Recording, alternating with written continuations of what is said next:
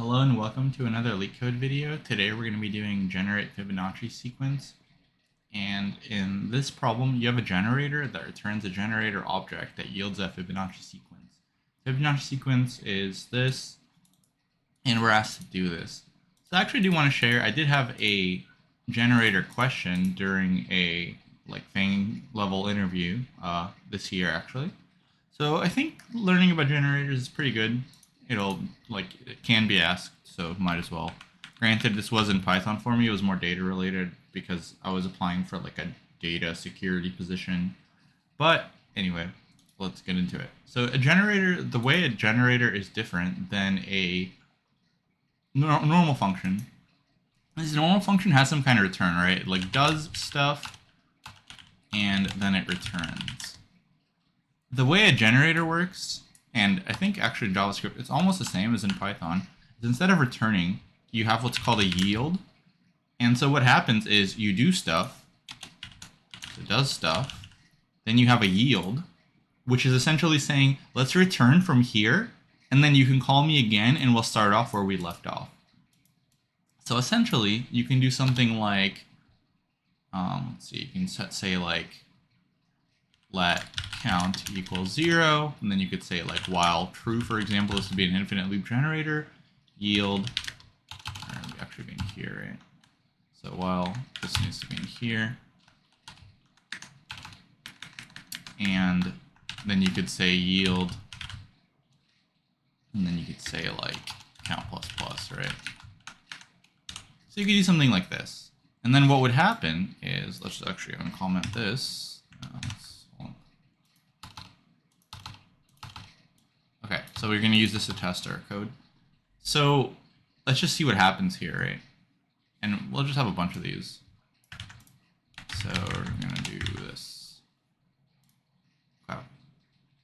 So you can see here, it goes like 0. Oh, actually, I think the problem here is I need to console log these. Yeah, there we go. Now I should be able to show those. So we just do a bunch of these. Yeah, I think it should be good. Okay, so as you can see, what it's doing is, let's follow this. It's making a count equal to 0, and it's saying while true, which means this function never really ends. It will yield the count, and then it will increase the count. So it'll yield 0, it'll yield 1. So this should be like 1, 2, 3, 4, and so on. And this function never ends because it's in a while true loop, right? But you could have some condition to end it. You could say like while count is less than 10, yield count, and then it'll just give you the count whenever you want. Now let's actually do that, right? So let's just say while count is less than 5 or something, right? Let's do something like this, and let's see what happens. So let's print this again. And as you can see, it prints 0, 1, 2, 3, 4, and then undefined, or it'll be like null or. So essentially, once you do actually run out of stuff, then your function is over. And so when you call next, you're not going to get any values. You're going to get like undefined and nulls. And so what's going to happen is that you need to actually make sure that your function is still returning, right? It's a normal function. If you just say like yield 1, for example, and then you call it a bunch, essentially what it's doing is like, okay, let's yield 1. Let's get out of this. Now we're back in it. Well, we're actually done. Like there's nothing else left here, right? Essentially, I think yeah. So essentially you're basically done. And then I think what it does is since you're done with all your code, there is no return. So it'll just return undefined or null. I think it's undefined. But anyway, so what we have to do is we have to have a function like this that generates a Fibonacci sequence with these yields. And then what we need to do is we need to actually figure out like, okay, let's generate a Fibonacci sequence. And obviously in a Fibonacci sequence, it's never ending. So we can use like an infinite loop. And how would we do something like that, right? So let's think about that. Like how would we write a function that generates Fibonacci numbers and has an infinite loop? So if we actually take a look at Fibonacci numbers real quick, this is not going to be like a huge problem on how to generate a Fibonacci sequence. But as you can see, once you have two numbers, then the next number is the sum of the first two, right? So it's like 0, 1.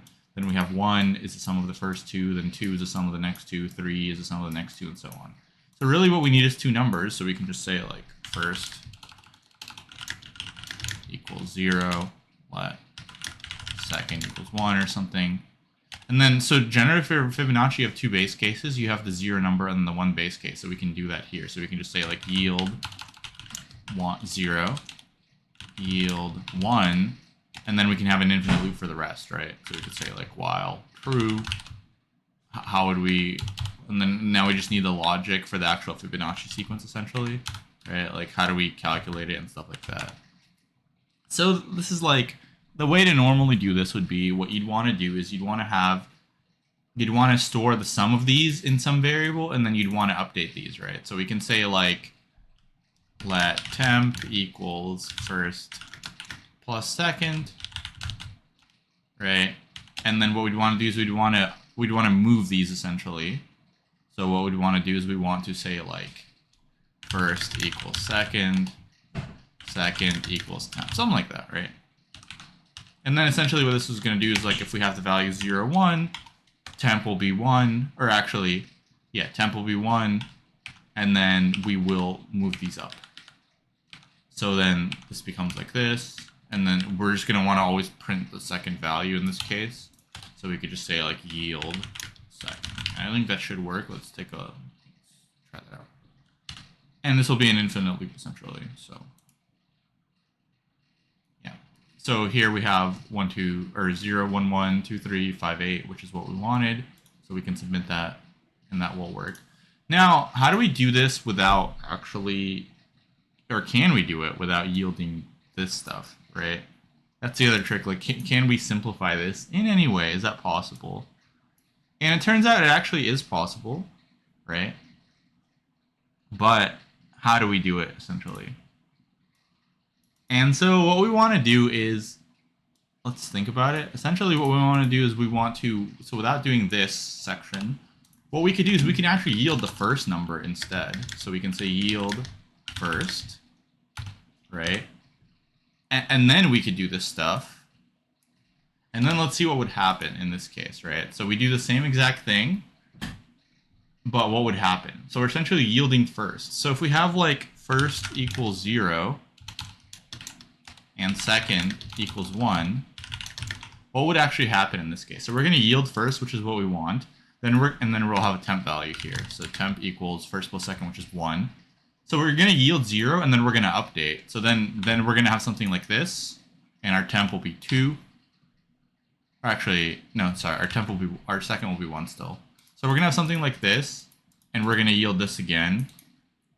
Then in the next iteration, our second will be 2, and then so on. So I think this should work. Let's just double check.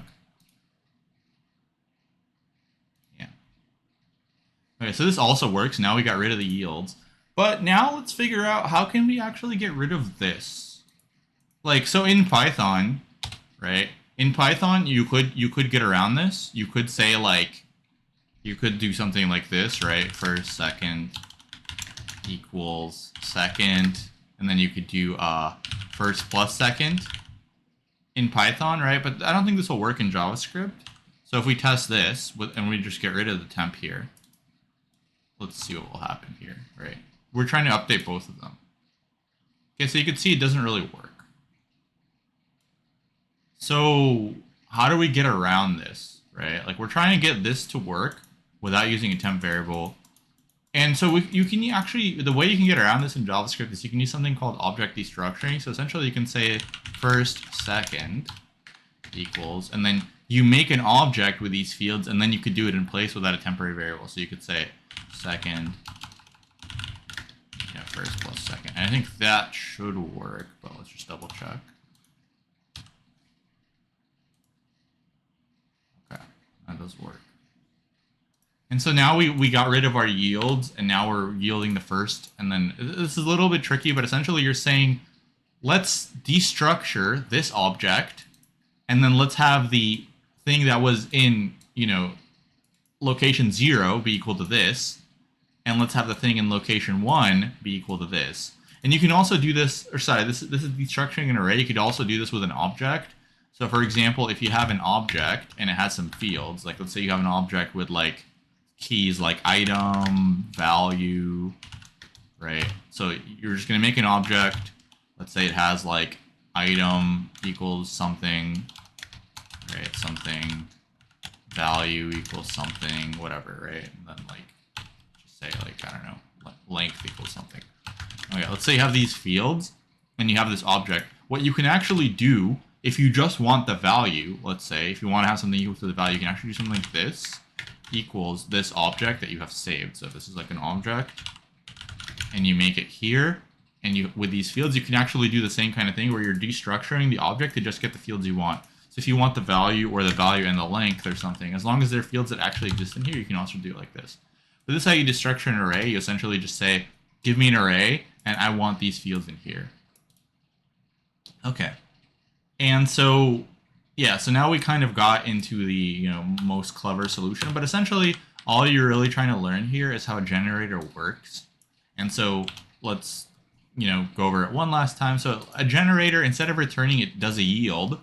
So it will yield a value, and then something else will keep running, and then you can call it again, and then it will resume from where it left off. So it will pause after this yield, and then once you call it again, it will resume from where it left off. So essentially it will always, in this case, it will always, do something, yield, pause, come back, and then do this line, and then yield again and pause, because it's an infinite loop. But keep in mind, once again, just to remind you that if this is not an infinite loop and you yield, and like a normal function, you're just out of code, then when you call it, you'll just return like undefined or null, right? And so you do have to be careful there. It's not just like auto looping for you. So you have to make sure your logic is still correct. You just are returning at every single yield. And then the way to call the next thing is generator.next.value in this case. I think in Python it's something similar to, I think it's generator.next or something. Okay. So that's going to be it for this problem, and I think we did submit this one. So so that's going to be it for this problem. Hopefully you liked it. Hopefully you learned about generators and object destructuring. And if you liked it, then please like the video and subscribe to the channel, and I will see you in the next one. Thanks for watching.